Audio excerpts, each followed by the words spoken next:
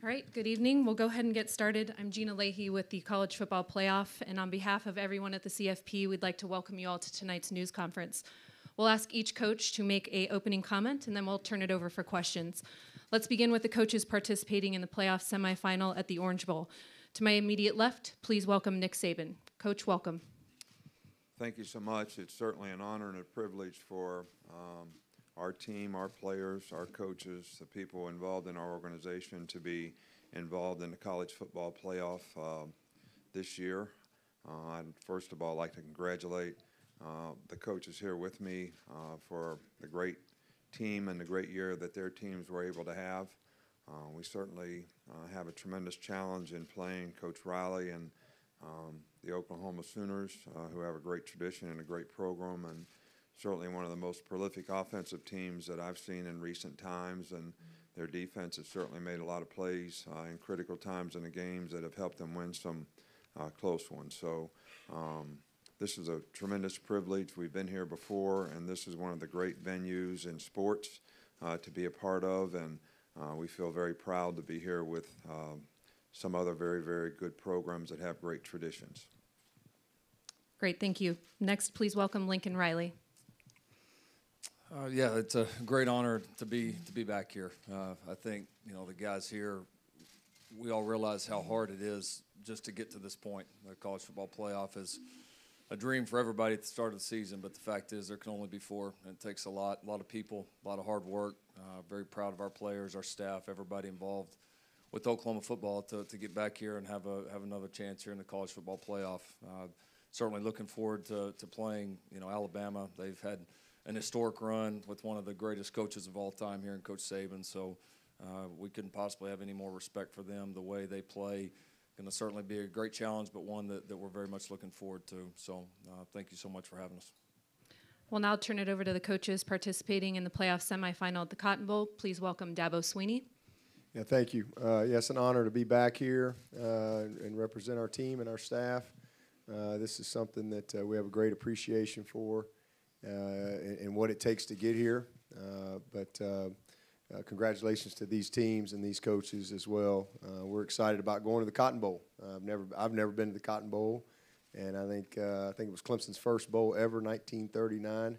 So it's been a long time since Clemson's been there, and obviously I have an opportunity to compete against one of the most historic programs in all of college football, and with Notre Dame and Coach Kelly. So just look forward to a great matchup, and just hopefully a great experience for our players, and appreciate all that the college football playoff people do in putting this on. I know there's an enormous amount of work that goes in to make this a great experience for everyone involved, so appreciate that as well. All right, next, please welcome Brian Kelly.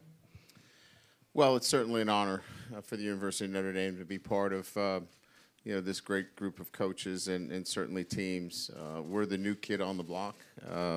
This is our first time in the college football playoffs, but something that we obviously look towards each and every year. We're certainly looking forward to an incredible matchup against a team in Clemson and a coach in Dabo Swinney who's been here 4 years, knows what it's like, and we'll have a great challenge. But we have a great respect for all of the coaches that are here. They've done it before, so we certainly look at it each and every year as a goal for our football team. It's a difficult one, but one that we all look forward to and getting to this. So, again, a great honor. Great to be with these coaches today, and looking forward to the challenge in front of us. All right, thank you. We'll open it up for questions. Again, please raise your hand, and we will get a microphone to you. We'll start here on the far right, please.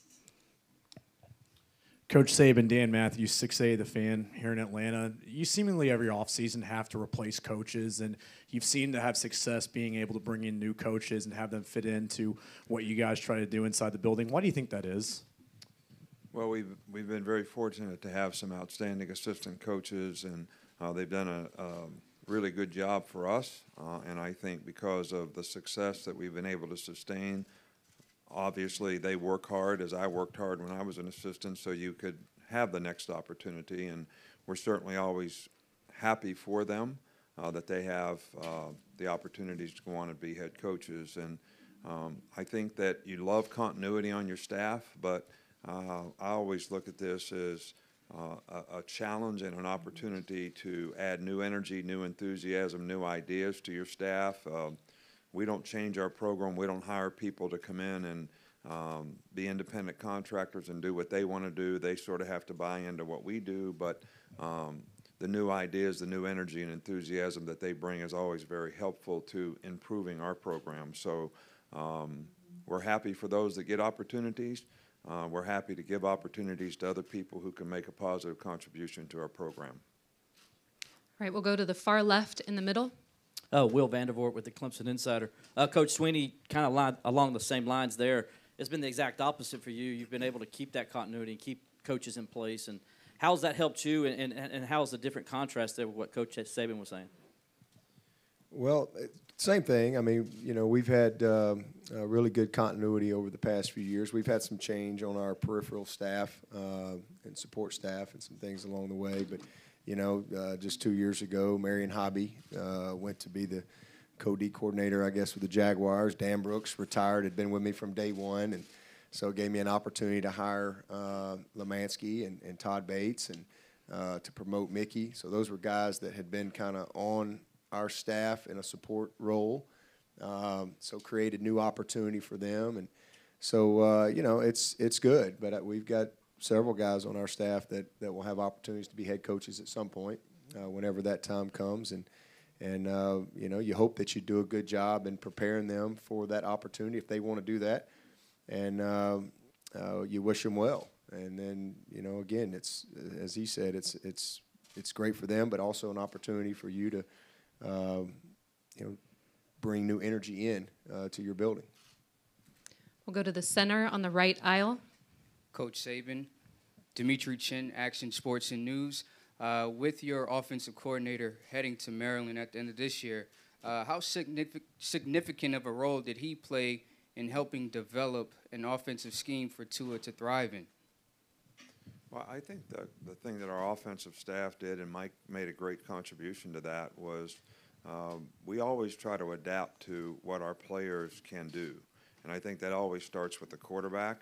But we said in the beginning of the season this year that we're going to have a different kind of team on offense because we have really good skill players, we got good runners, we got a couple quarterbacks who can operate the way our guys have in the system that we have. So I think all of our coaches contributed to it, but I think Mike did a really good job of organizing that, and the players responded well to it. And, you know, we made a lot of explosive plays, and I'm sure Mike would tell you that we'd like to be more consistent at times, as all coaches would say, but we feel really pleased with what we were able to accomplish offensively, and Tua did a great job, as did Jalen. I think improved, you know, dramatically this year as well. So I think our entire staff did a really phenomenal job.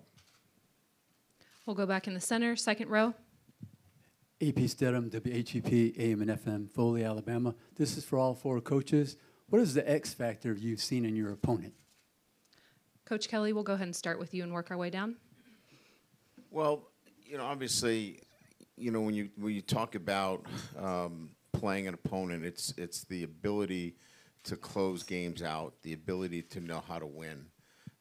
And that's Clemson. They know how to win football games. They've been winning. And so, you know, I think everybody that's up here has developed and built a winning culture within their football team. So you can't pin that on any one particular player. That's something that's within, you know, the fabric of the football program that's been built over time. So that would be the X factor.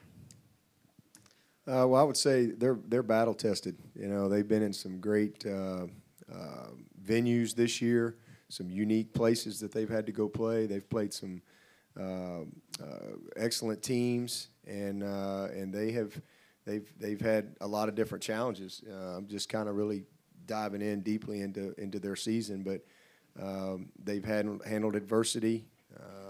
They've played with leads. They've come from behind. They've done a little bit of everything. So I think just that overall experience that they've had this year, you can see a very confident football team. They're incredibly well coached. They don't make a lot of mistakes. And I think the balance that they have really presents some problems. This quarterback and the change, we went through kind of a similar thing that they did. And their quarterback has just grown and grown and grown as the season has gone. So I would just say the confidence and the fact that they're battle-tested from the experience that they've had this year, gives them every reason to be confident going into this postseason. Yeah, tough to narrow it down to one when you start to study Alabama and all they do well. Thing I've seen from afar, and I don't want to act like I'm an expert on their program. I'm not in those walls day to day, but you see the unselfishness, in that program. I mean, the most obvious notable example is Jalen Hurts, and how he handled that entire situation. I don't know if there's a coach in the country that doesn't look back at that and say, every kid, every college football player, every young football player out there, every 6-year-old that's getting ready to play the game ought to see that story, because we need more guys like him. And so really impressed with how their whole program, managed, great players at different positions. And then as a team, the obvious thing would be to say that, Alabama's certainly been, more explosive offensively, than they've been in a while, and they've been good offensively, no question. But this group's been different, and they're certainly, fantastic defensively, like they've been forever. So, great challenge, but couldn't say how I could not be more impressed with Jalen Hurts, how he handled that just from afar. Big fan of that kid and how that entire situation was managed. Well, I think that Oklahoma is a team that certainly knows how to win. They've had some great games this year, high-scoring games where their defense has come through when they need to. But I do think this is one of the most dynamic teams that I've seen for a long, long time in terms of the way they play offense. I think, Lincoln does a great job with their players. They've got some really explosive players. The quarterback's an explosive player. They can run the ball. They have great balance. So, I don't know that there's one particular thing other than I think their players know how to win, and they've won a lot of close games, and they've come from behind in games. And this is a team that is as explosive as any as I've ever seen, and it's not. I mean, it's designed that way. It's not like, and I think it's very difficult to stop a team like that. And I think that Coach Riley does a great job, and their players believe in it and execute it extremely well. All right, we're going to go to the very far left on the aisle. Clinton Yates, ESPN. Coach Riley, do you mind telling me a little bit about what it's been like from an experience standpoint, coaching Kyler, in terms of him being, a two-sport guy and, sitting behind Bake and all that? Just what has it been like for have a guy like that in your program and come through and be such a leader on your team? Yeah, it's been a joy. It's been a challenge. I think we were fortunate in the way that it unfolded. First, getting Kyler in his transfer year as he sat, got a chance just to get to know him, his makeup, start to develop the relationship that you got to have between player and coach, to be elite. And then, balancing the baseball and football. The biggest challenge was on him, of course, just to do it. It's hard enough just to, we all know, just to play college football at this level and balance that in academics is remarkably hard by itself. And then you add in a whole nother sport. I don't think people realize the challenge. I mean, every spring practice just about this year, this guy would go through a full meeting, a full football practice. I'd get his reps done 10 minutes early so he could hustle over there and get 5 or 6 swings of BP and then go play college baseball at a high level, traveling back and forth, very few days off. But the kid did it, and we learned a lot from last year. You look at kind of his success. He didn't play much for us football-wise last year. When he did, he played well. But, he had just an average year 2 years ago baseball-wise. And I really think we all learned, us, our baseball staff, and Kyler, on how to manage it, what is too much. And because you've got a thoroughbred like that, you've got to make sure and handle it the right way and set it up the right way. So I think we had a much better plan this year. I think Kyler had a much better mindset coming in, and you've seen the results, obviously, on the baseball field, and then certainly what he's done for us this year has been pretty remarkable. We'll go to the center on the left and the back on the aisle. Dan Moriarty, CNN Sports. Coach Riley, it's very rare to see a school win back-to-back Heismans. If Kyler were to achieve that this Saturday, a year after Baker did, what would that mean? Yeah, tough to describe. It's such a unique moment. When your guy, has a chance to win that. It's been a great thing for our school. We've been very fortunate. We've had 6, and to have a chance to have the 7th would be, really something special. But at the end of the day, the Heisman, goes to a great player, but you got to be on a great team. There's not many Heisman winners on average teams, and so Kyler would be the first to tell you, you're proud of what this team's done, proud of what Kyler's been able to do, and that creates opportunities like this. So it's certainly, I don't want to downplay it. It's obviously a very significant award. Means a lot to our program, would mean a lot to Kyler, I know. But yeah, to have a chance to have guys back-to-back, you'd really never dream it. But they'll give those kids credit, give those players credit around them. They've done a great job for a few years and given those guys those opportunities. We'll go to the right on the aisle. Barrett Salee, CBS. This is for Nick. I know Sunday at the teleconference you said it'd be a couple weeks for Tua. Has that timeline changed, and just generally, how is he feeling? No, I think Tua is right on schedule. The procedure they did usually takes 2 weeks for a guy to be able to have any explosive movement, and then they go from there. So we'll see how he progresses from there. But we're pleased with the progress that he's made to this point. All right, we'll go to the center in the back row. Coach Saban, Dabo has said that there's Alabama and then the rest of y'all, and he's just glad to be on the rest of y'all bus. But they've been here 4 years in a row now. Just your thoughts on kind of the program and what he's done at Clemson. Well, I think Clemson's got an outstanding program, an outstanding team. I think Dabo does, a really, really good job on a consistent basis. They have good players, but their players really play well. They're well coached. They don't make a lot of mistakes. They execute well. It's a difficult preparation when you have to play against them. And I think they've been one of the most consistent, dominant teams, throughout this entire season. And I always say there's a lot of books written about how to be successful. There's not many written on how to stay successful.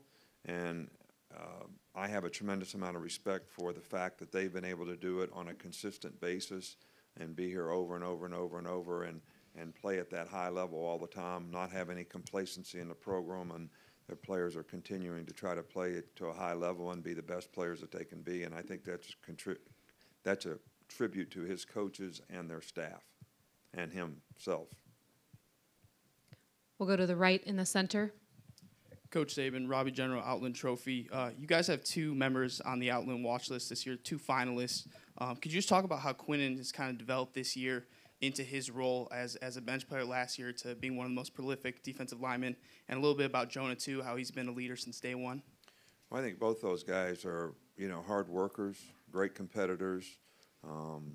They really want to be the best that they can be. I don't think they're motivated by just winning or losing. I think they really legitimately are perfectionists in terms of how they go about their work every day and how they want to improve. And I think, Q probably has made as much progress as any player in our program because of his work ethic and the things that he's done to try to improve himself. He was an undersized guy that worked hard to get bigger and stronger, always was a good athlete and had good quickness.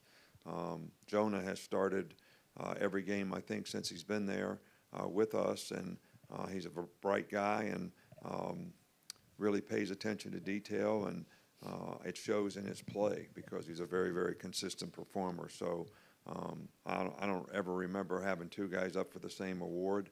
You hate to see your players compete for something, but I think both guys would tell you that if they were fortunate enough to have the success, it would be because they play on a good team and their teammates have supported them and helped them to grow and develop to be where they are. And it would be probably kind of a team award for either one of them if they had success winning. We'll go to the center, second row. Trevor Groves, CUTigers.com. Question for all 4 coaches. Obviously, the new redshirt rule has been a bit of a game changer this year.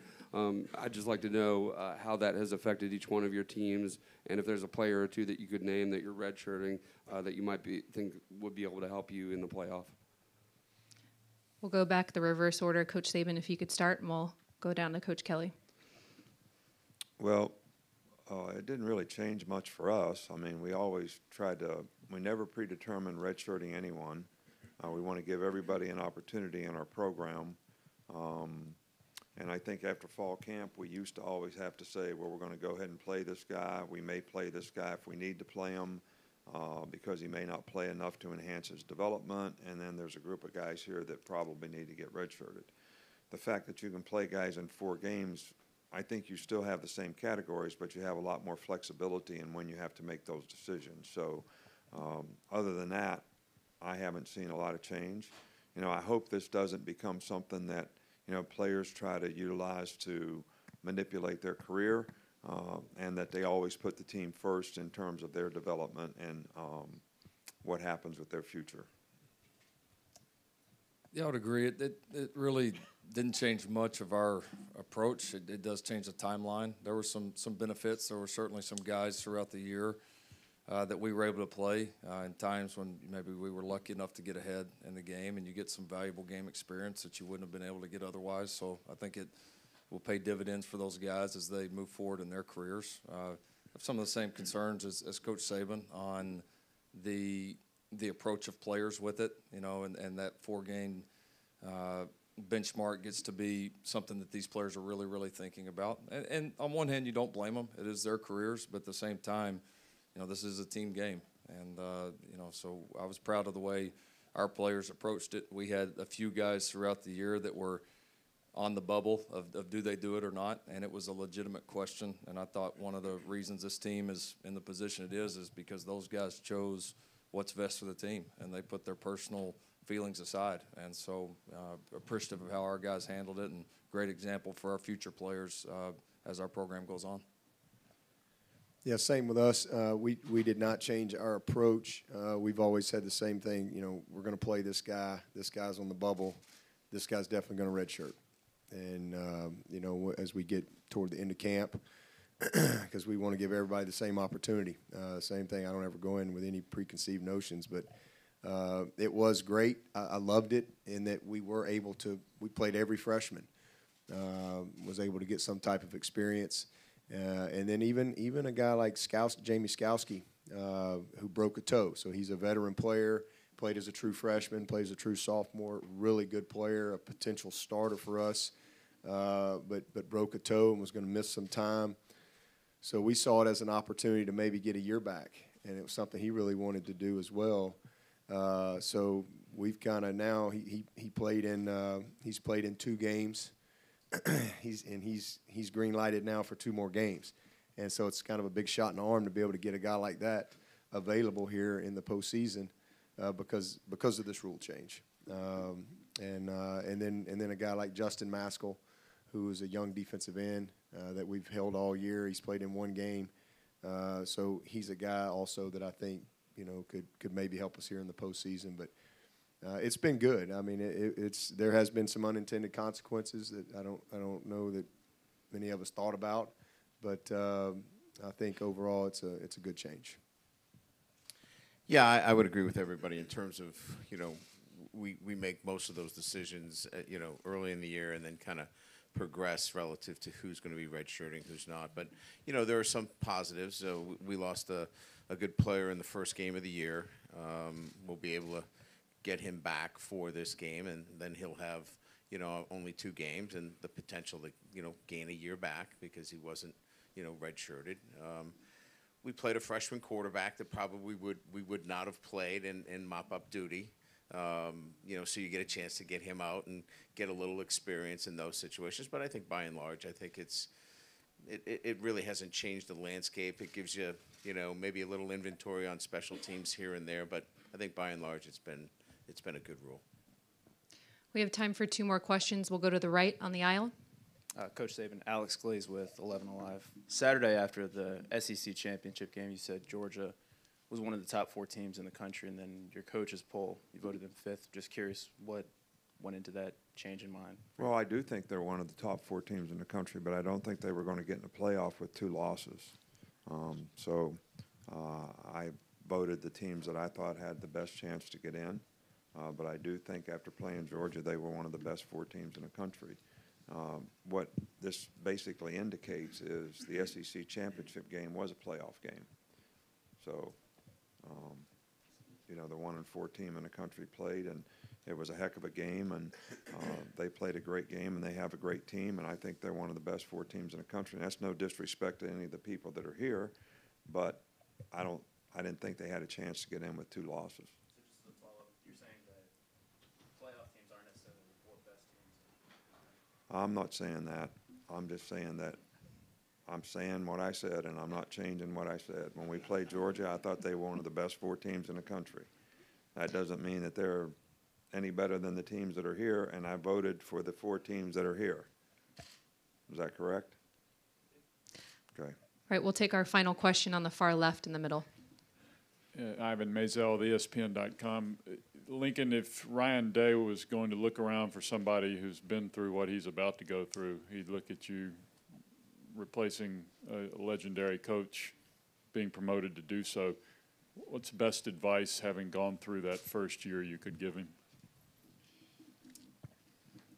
Well, I think it's a challenge. I think more than anything, you got to believe in yourself. You got to be yourself. That was the best advice that I got from Coach Stoops when this happened. You know, I'm lucky he was always, has been and still is there. You know, when anything comes up that I need to pick his brain about, and that happens often. And I'm very, very appreciative for that. I know in a lot of situations it doesn't work that smoothly. And so you're going to have a lot of great people around you, a lot of great opinions. But at the end of the day, you know, they hired you because they believe in you. And so you need to be yourself. You can't try to be the guy that was there before you or what everybody thinks you're supposed to be.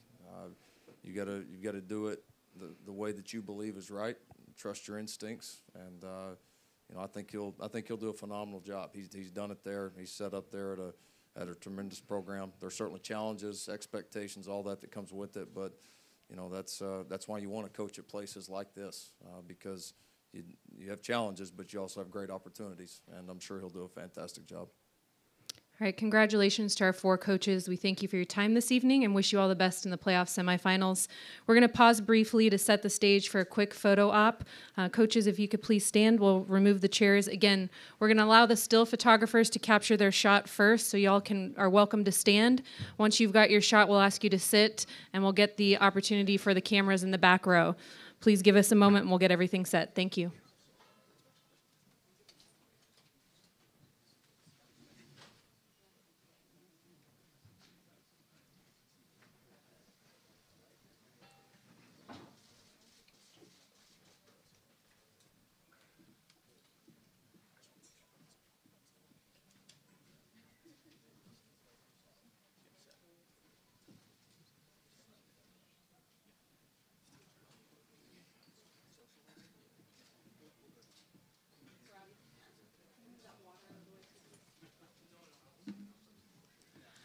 All right, if we could ask the coaches to please gather around the trophy.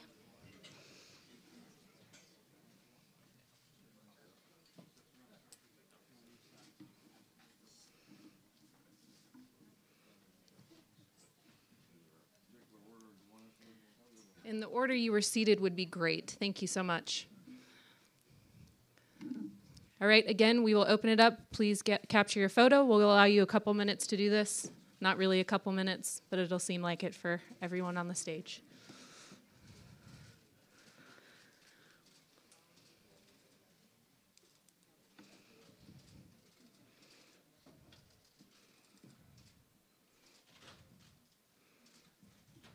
All right, does everybody have what they need? Okay, hearing nothing, I'd like to ask everyone to please take a seat so we can allow oh, sorry, guys, we need one more photo for the videographers in the back. Everyone please be seated so we can let the videographers capture their shot as well. We're almost done, coaches.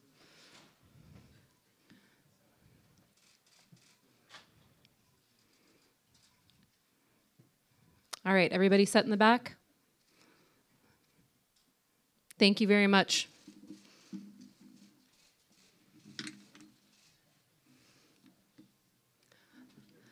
As a reminder for the media who are staying for the ESPN Awards show, please exit the doors to my right. An ESPN representative will be there to escort you to your next location. If you are not credentialed for the award show, please exit the doors to the left the same way you came in this evening.